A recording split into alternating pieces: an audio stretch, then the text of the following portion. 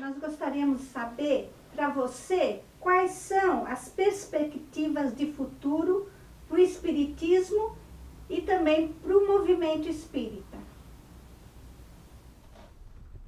Resposta para o espiritismo, o futuro. Para o movimento espírita, o recondicionamento, a reformulação. Né? Uma revolução cultural. Kardec falava que o espiritismo propunha uma revolução cultural. Né? Porque ele trata de um objeto novo para a cultura ocidental, né? E oficial. Ele trata de um objeto base da natureza. E que não existe pesquisa, não é, ou conhecimento estruturado positivo sobre esse elemento, o elemento espiritual, que domina toda a esfera anímica do planeta. O animismo, né? O animismo é controlado por forças inteligentes. Desde a organização do átomo, né, já dissemos, até, né, a célula e toda a transformação, seleção natural e a evolução da humanidade. Né? Para a felicidade nossa, como manifestação do Papa atual, o argentino, qual é o nome dele? O Papa. É. Francisco, não é? Papa Francisco. Papa Francisco. Papa Francisco. Francisco II. Francisco II. Teve um lá atrás. Que ele quer vestir as sandálias de Francisco de Assis de novo, porque a igreja está muito, né, muito imponente. Muito, né. Ele declarou na reunião da Academia de Ciências do Vaticano, há 2 semanas atrás, que o darwinismo, né, a seleção natural, a evolução, não contraria o cristianismo. E que o Big Bang, que é uma teoria verdadeira, segundo ele afirmando, que é uma teoria verdadeira, e essa gente não dá ponto sem nó. Eles falam que sabem o que estão falando. E os eufemismos da religião católica nós sabemos de todos os tempos. Embora seja um eufemismo, possível eufemismo, né, para querer agradar uma classe, ele disse também que o Big Bang, que é verdadeiro, não contradiz a existência de Deus.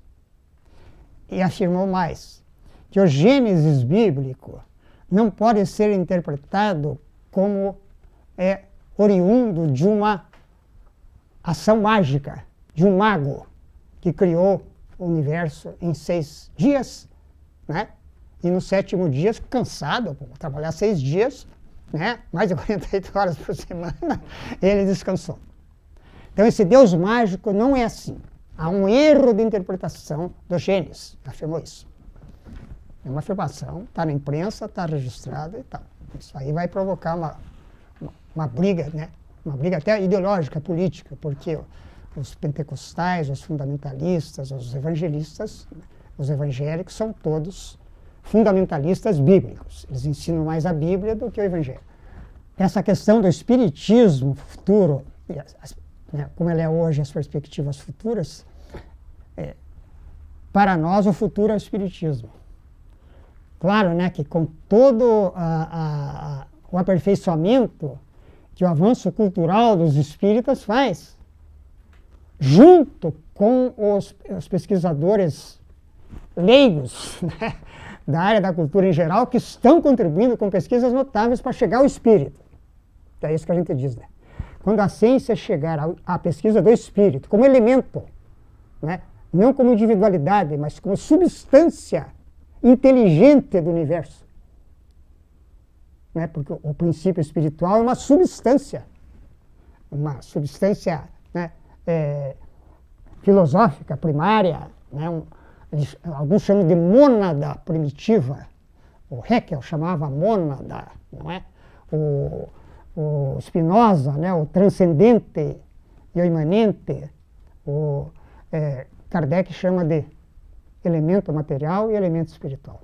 E o estofo, a substância cósmica, onde se faz isso, é uma energia cósmica primitiva, chamada fluido, o Espiritismo chamou de fluido cósmico universal.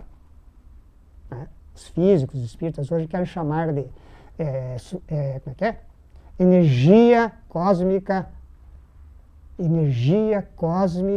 primordial. Né? Então, o futuro do Espiritismo depende dos espíritas.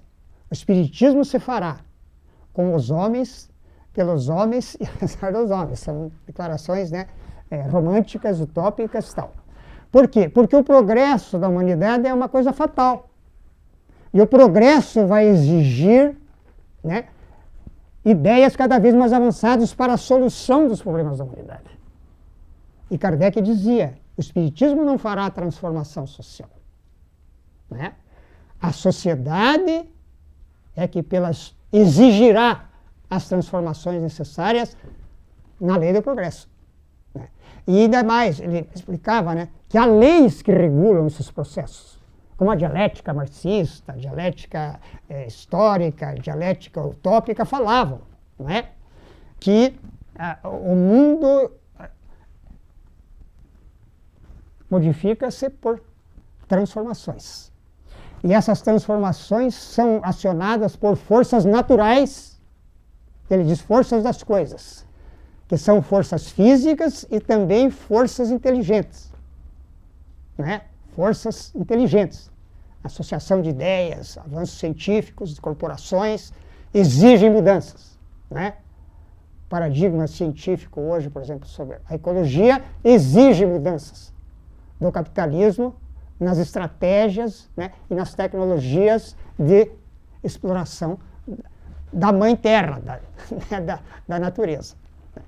Há estudiosos, falei sobre o Toynbee, né, Arnold Toynbee, historiador e filósofo inglês contemporâneo, analisando a humanidade hoje, todas as civilizações passadas.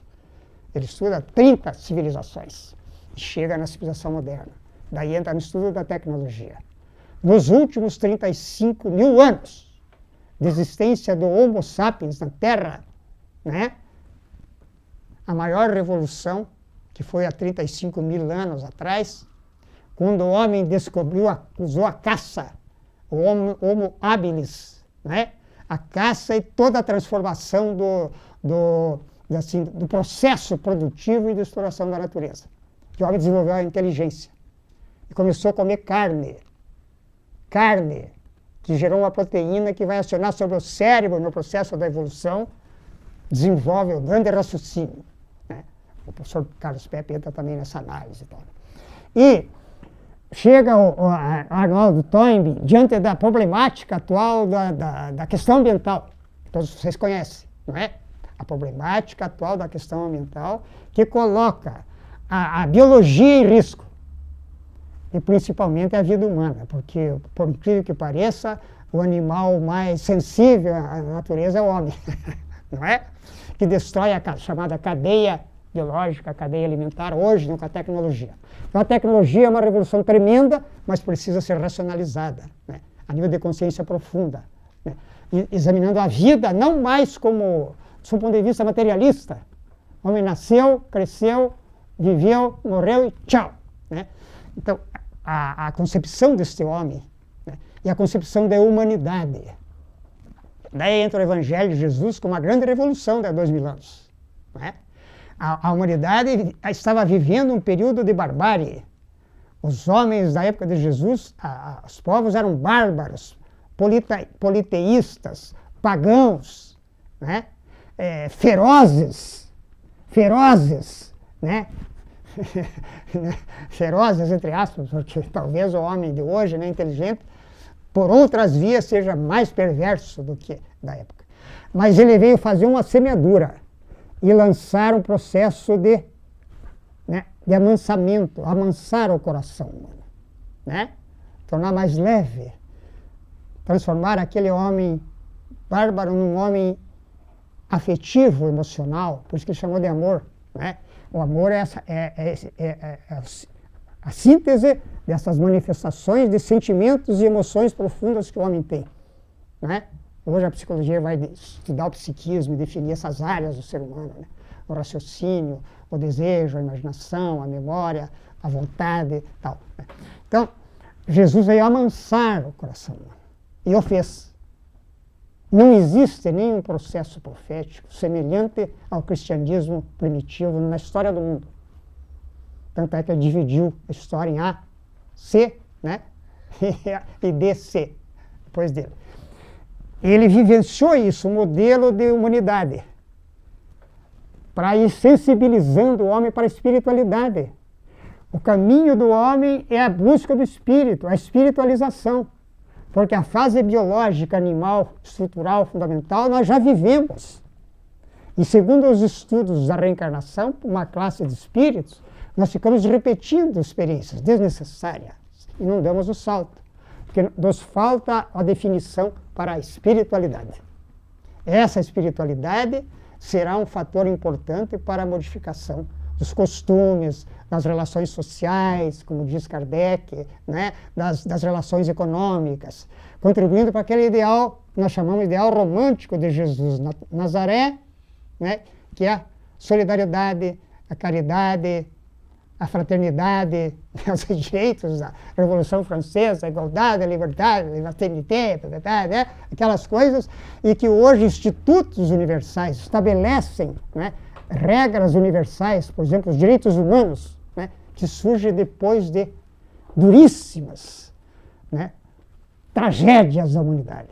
A Primeira Guerra Mundial, a Segunda Guerra Mundial, onde foi colocada em xeque todas as forças da fera humana nas ideologias de dominação, e utilizando a parafernália instrumental das técnicas de guerra, dos instrumentos de destruição, né?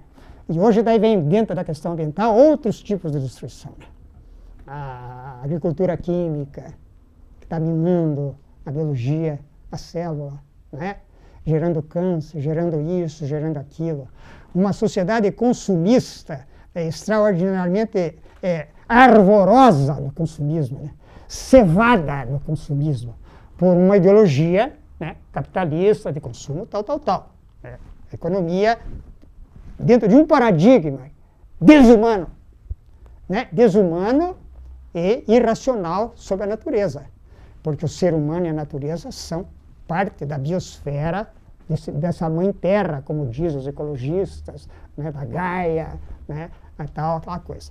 O Arnold Toynbee faz um profundo estudo sobre a terra, a mãe terra, né, e o Okouneme, que vem do grego, né, que significa esse conceito de Gaia, né, nós chamamos de espírito, essa massa anímica, essa atmosfera anímica, essa camada anímica que envolve o planeta, na vida, né, sustentada pelo espírito. E chega a admitir o Toynbee, sobre o estudo do espiritualismo oriental, que a reencarnação, o estudo da reencarnação e o conhecimento da reencarnação seria um extraordinário elemento de contribuição para as alterações, né, das relações sociais e das relações humanas. Porque, e eu tenho trabalhos de espíritos, acho que o Centro Cepedoc sabe, né, de físicos, de estudiosos espíritas que estão publicando livros, desde a genética até a física quântica e tal, né. Em São Paulo tem um livro sobre a reencarnação, desmistificando o dogma da reencarnação, de um físico espírita, né, que produziu obras notáveis. Inclusive, ele é adepto do ramatismo, admite o ramaticismo, né? Todos os estudiosos espíritas mais profundos não são maniqueístas. Eles estudam Ramatiz, eles estudam Emmanuel, eles estudam toda essa contribuição que a ciência moderna está dando através da física, da psicologia, né? Os estudos sobre a reencarnação, os estudos sobre quase morte, né? E tal, entrando na pesquisa pelas vias, né, normais desses níveis, dessas dimensões do ser humano em faixas mais profundas, né? Então o futuro do espiritismo será abotoado, assim numa visão profética, utópica, né? Será abotoado com essa contribuição do conhecimento humano porque o Espiritismo vai ajudar esses pesquisadores a fechar a pesquisa, encontrarem um elemento de síntese da vida, né? Petrobaldi, a grande síntese. Petrobaldi admite a série estequiogenética além do urânio, do rádio. Né? Hoje o homem faz artificialmente elementos atômicos. Não é? Ele entra em a série estequiogenética que ultrapassa. E os espíritos, por exemplo, como Emmanuel e André Luiz, explicam que o perispírito, por exemplo, é uma organização eletromagnética num outro arranjo vibratório. Poxa, se ele é eletromagnético, ele é magnético e elétrico. Então, nós, com os nossos equipamentos científicos, podemos detectar eletromagneticamente. Mas daí eles falam em outro arranjo vibratório, que é uma coisa difícil de se entender, né? Porque a matéria hoje desapareceu, nós só temos ondas, raios, até Emmanuel tem um estudo assim, ondas, raios, mentes, médiuns. Né? Daí ele estuda toda a física do século XX, para fazer a introdução de um livro do André Luiz chamado Nos Domínios da Mediunidade, para a gente conhecer essas coisas mais profundas. E a mente é uma usina extraordinária. Né? Você veja, se o Big Bang, né, foi a concentração da matéria a nível máximo, né, de adensamento, de buraco negro, né, de engolir a matéria energeticamente a um ponto extremo tal que ela explode. E ela é menor do que o meu dedo mindinho, essa pontinha, uma cabeça de alfinete. E Big Bang, né? Tá aí. Então, o Espiritismo te dá, junto com a ciência, relações de possibilidades. Né? Agora, aí é que entra a questão daí do movimento espírita. Né? Vamos dizer assim, para suportar, entender e vivenciar essa proposta, né? O espírita e o movimento espírita, ele tem que crescer. Não é o Espiritismo que tem que crescer. O Espiritismo é grande, ele tem que crescer para ele poder tal. E daí nós acharmos estratégias, formas de organização, né, espírita, universidades, sei lá, laboratórios, né, discussões políticas, sociais, sobre os direitos naturais desse espírito na evolução. Então, este autor, por exemplo, a espírita de São Paulo, que é do adepto, que estuda Ramatiz também, físico da CETESB, trabalhou na CETESB, lá, me foge o nome agora. Ele coloca a reencarnação como lei biológica, né, porque hoje a própria genética, os estudos mais profundos das genéticas, né, consideram o gene não como gerador desse modelo biológico, mas a potencialidade a ser acionada por um campo que vai definir, no caso do ser humano, este tipo, este biotipo, esta herança, sob a ação da mente do espírito. Né? André Luiz traz contribuições notáveis para você. Fazer ilações. O professor Dr. Jorge André dos Santos, por exemplo. Né? Ele era um psiquiatra e um profundo estudioso da reencarnação, com conhecimento nas áreas referenciais. Né? A biologia, a psicologia, a física. Né? E nós falávamos, por exemplo, sobre o espírito, como elemento que vai fomentar, vai suscitar, vai gerar esta preocupação nossa, este sonho nosso. Né? O espiritismo é maior que os espíritos, é maior que o movimento espírita. Por isso que eu digo, eu sou espírita independente. Né? Vamos dizer assim, respeito as instituições espíritas, valorizo elas no seu canto, mas quero ser livre para eu contemplar de um ângulo mais, né, mais amplo e não me perder nesses conflitos, né, nessa aflição que você entra, porque, né, o movimento espírita não corresponde à grandeza da proposta, né, mas isso é também a tarefa de tempo. O cristianismo durante 300 anos. Mas o ardor daqueles homens, né, o heroísmo, o pioneirismo, a convicção de ordem espiritual, não é uma coisa só da vontade humana. Eles também poderiam estar, né, influenciados por esses comandos espirituais e eram reencarnados para isso. Né? Entre os apóstolos de Jesus você não encontra nenhum gênio. Eram homens semi-analfabetos, pescadores comuns, né, e que realizaram a maior revolução no mundo. Isso tem que ser visto, né? Chegaram ao martírio, ao heroísmo do martírio, principalmente os líderes, né? Como nós estávamos falando. Há mártires também. Contamos a história do Newton, que entusiasmo por exemplo, na confraternização de universidades, onde ele enfraqueceu de tal ordem que adquiriu uma tuberculose pulmonar. Então são sacrifícios assim. Mas o Kardec mesmo diz que agora não é mais a época dos mártires, né?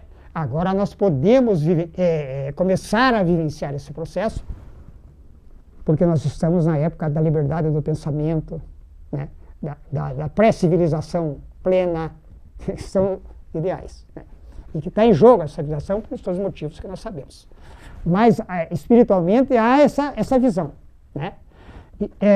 Então falávamos, o homem evolui pelas forças naturais que provocam que ele tome iniciativas e resolva, ou ele pode fazer isso naquele nível que nós falamos, intencionalmente, por sabedoria, por inteligência, por, vamos dizer assim, estruturação de instrumentos que façam fluir essas ideias, né? E que elas, por força das coisas, estão aparecendo paralelamente ao Espiritismo, no campo da ciência. Pesquisa sobre a encarnação, pesquisa sobre mediunidade, pesquisa sobre isso, com trabalhos extraordinários, né?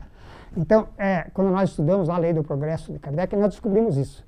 E o professor Milton, Dr. Milton, lá de Porto Alegre, né? Milton Medrano Moreira. Isso, ele escrevia muita coisa sobre isso, né? Sobre a evolução natural, a força das coisas. E penso que assim, que a gente, diante dessa ignorância e dessa mediocridade, desse reducionismo do movimento espírita, nós, né, com a experiência que temos, ir conciliando as coisas. A CEPA, através do professor Milton, muitas vezes ele propôs, a Federação Espírita Brasileira, que a gente se unisse pelas bases comuns, né? Mas hoje, o padrão ideológico da FEB, ele não admite concessões. Ele estabelece o paradigma espírita cristão, espírita cristão de Araque, né? Porque o verdadeiro espírita é o espírita cristão segundo Kardec, né? E o que é esse espírita cristão que nós estamos vendo aí? Pelo menos em termos de coletividade e de comportamento diante dos desafios que a vida impõe. Porque o movimento espírita é feito de pessoas, não é? Então a primeira vivência espírita cristã é entre os próprios espíritas, entre os próprios adeptos, em alto nível. Não é isso? Uma configuração de justiça, por exemplo, sobre deslizes que pessoas e médiuns espíritas cometem. Não é função dessas instituições? Porque aquele médium, aquele espírito transviado, significa uma instituição espírita, né? Como ser. Então ele tem que ser tratado como tal. Como Jesus falava sobre os pecadores lá, ao invés de vocês apedrejarem, vocês façam isso, vocês olhem para dentro e vejam o que vocês são. É um outro senso de justiça, um outro senso tal.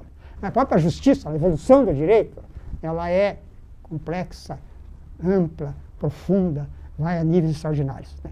Então, o futuro do espiritismo é ele mesmo. O futuro do movimento espírita é essa revolução cultural que ele tem que fazer, dentro de si, né? Dentro de si, ele está fechado. É chamado misonerismo cultural, né? Que o Herculano falava. Eles se julgam já os reis da verdade, a FEB é hegemônica, tem uma tradição, tem uma cultura, tem que ser respeitada, né, pela história. Mas atrito, confronto não resolve mais nada, porque eles radicalizaram, né? Então tem que ser um trabalho suave, político, e fazer a nossa parte, né? Que seria desenvolver a cultura espírita, organizar trabalhos mediúnicos, principalmente, bem, né? Porque a mediunidade é um fato e ela precisa ser vivida. Cada ser traz o seu sinal, né? Então o futuro do espiritismo é ele mesmo, né? Para dando uma escapada. E o movimento espírita tem que evoluir para chegar mais próximo da proposta espírita, que é universal. Ney, em nome do CPDOC, quero agradecer a oportunidade de estar registrando um pensamento que você desenvolveu durante toda a sua vida. Era um desejo do CPDOC já há algum tempo fazer esse registro, e dessa maneira a gente espera poder difundir, disseminar essas ideias e colocá-las em debate que é uma coisa que você sempre desejou, nós temos certeza. Então fica aqui nosso agradecimento. Quero agradecer também a todos que dessa forma colaboraram para a gente fazer essa gravação.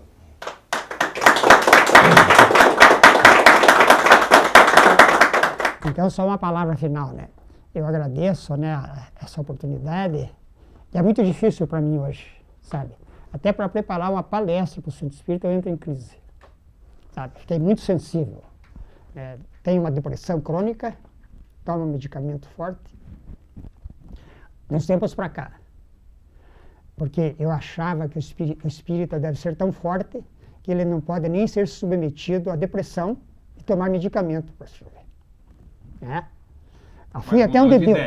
Mudou de ideia. Mudou de ideia sobre isso. Sim, daí, né? Entendo a terapêutica hoje, né?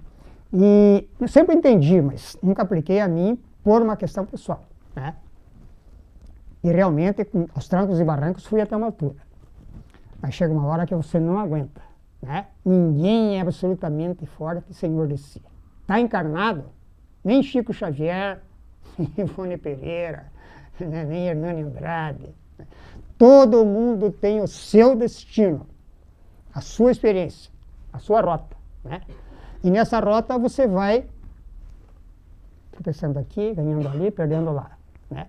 Agora, no movimento espírita, a grande frustração que gerou daí todo esse estado de coisa foi a questão emocional e a questão do Lins de Vasconcelos, porque era realmente o ideal, né? Mas daí eu descobri outros filões. Fui para meio ambiente e descobri a questão ecológica. Daí me recolhi no interior do Paraná para fazer um trabalho comunitário, né? Comunitário, utilizando como mote o vetor ambiental, né? E conseguimos algumas vitórias, né? Mas o eu afetivo, o eu emocional, o eu ideológico do meio em crise, né?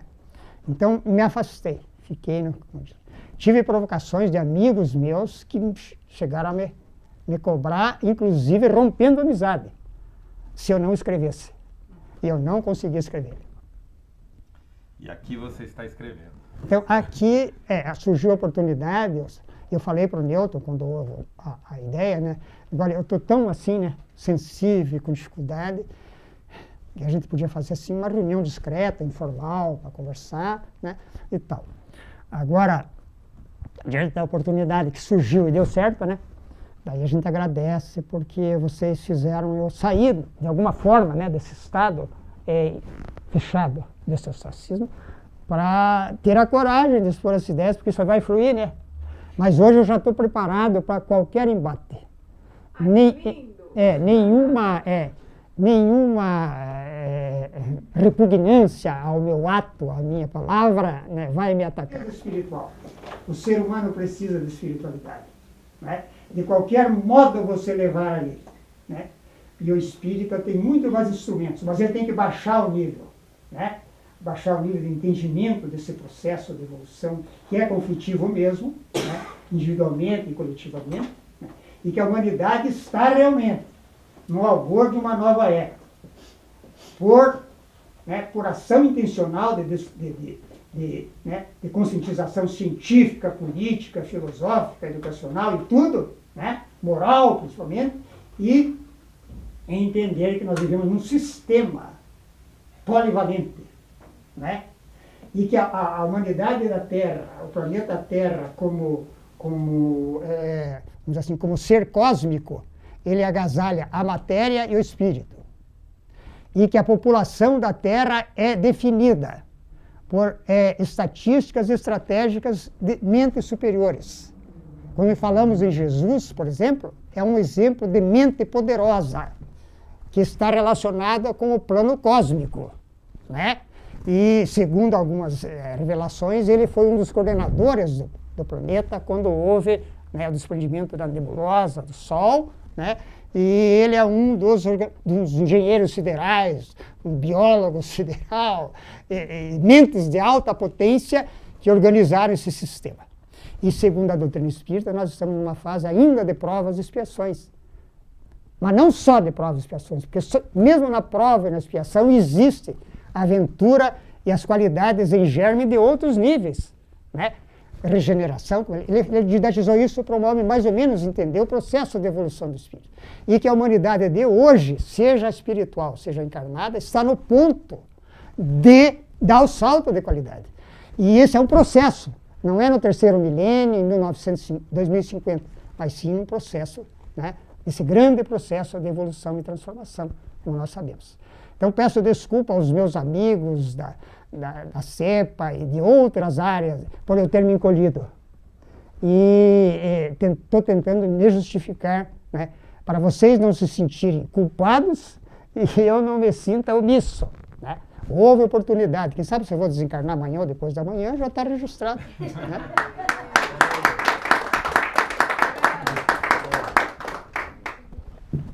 Obrigado. Querido.